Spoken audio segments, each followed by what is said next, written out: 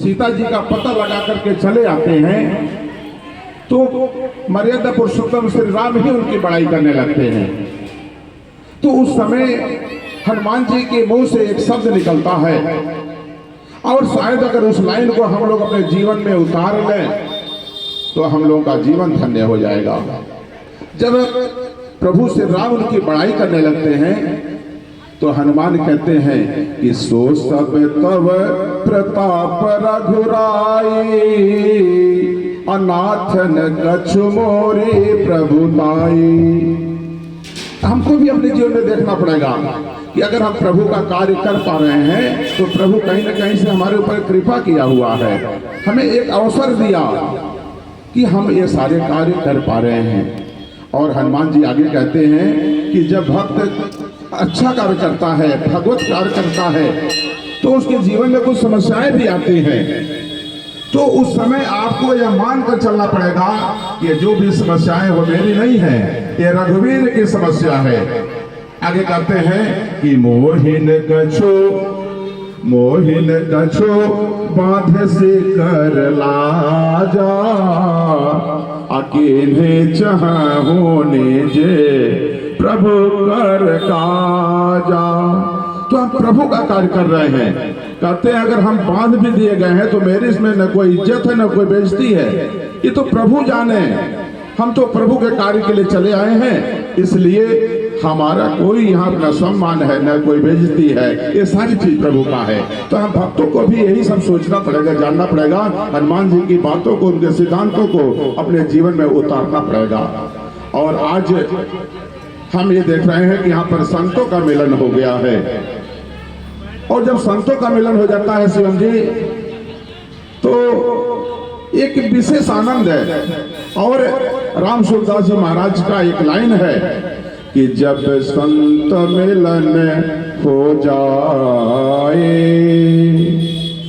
जब संत मिलन हो जाए, तेरे बाड़े से हरि गुण गाए, मेरी बाड़ी हरि गुण गाए, तब ये तो समझ लेना, तब ये तो समझ लेना, अब हरि से मिलन होगा, तब ये तो समझ लेना, अब हरि से मिलन होगा।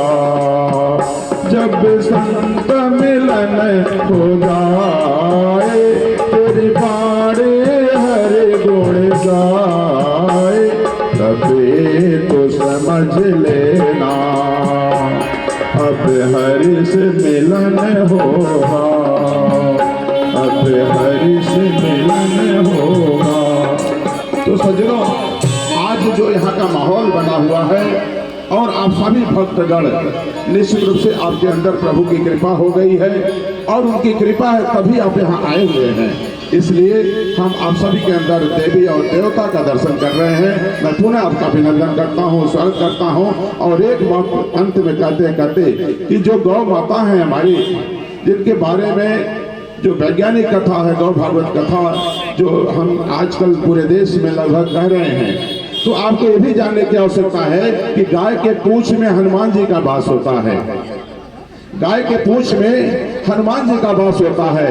और आज इस देश में हजारों जो स्लॉटर हाउस चल रहे हैं जहां गाय काटी जा रही हैं, हनुमान जी काटे जा रहे हैं, अगर हम उस पर ध्यान नहीं दिए तो हनुमान जी की कृपा हमारे ऊपर नहीं होने वाली है। और इस विषय में तो बहुत बड़ी एक कथा आती है, आज कथा का समय नहीं है, लेकिन जब हनुमान और विभीषण संवाद होता है तो हनुमान जी विभीषण से यही कहते हैं कि हे विभीषण, तुम्हें भगवान का दर्शन इसीलिए नहीं हो रहा है कि तुम गौ माता के बारे में नहीं सोच रहे हो। तो अगर हम सही में हनुमान जी के भक्त हैं तो हमें अपनी गौ माता के बारे में सोचना भी पड़ेगा।